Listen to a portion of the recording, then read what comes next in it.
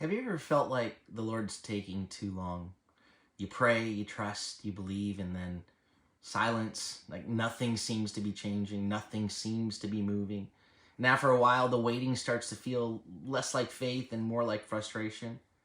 In Psalm 40, David says, I waited patiently for the Lord. I waited with hope, with expectation.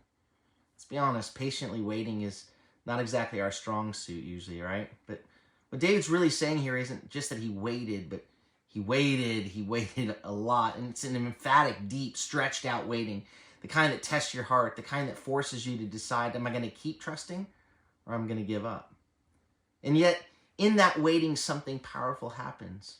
Because God did move. David continues, he says, he bent down and heard my cry.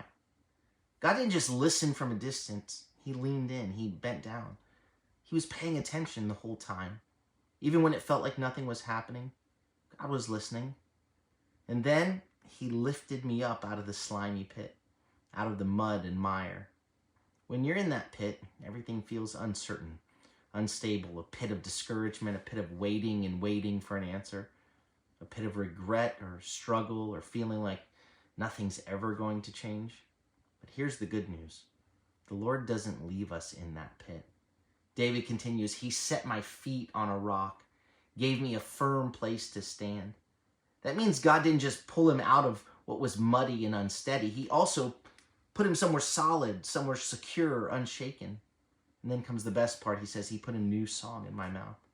Not just a song of survival, a new song, a song of praise, a song of victory, a song of hope. And that hope, it's contagious. David says, now many will see and fear and put their trust in the Lord. Right? Your breakthrough isn't just a blessing for you. Your testimony is meant to encourage others. Your waiting, your deliverance, your firm foundation, it's all part of a bigger story that God is writing through you.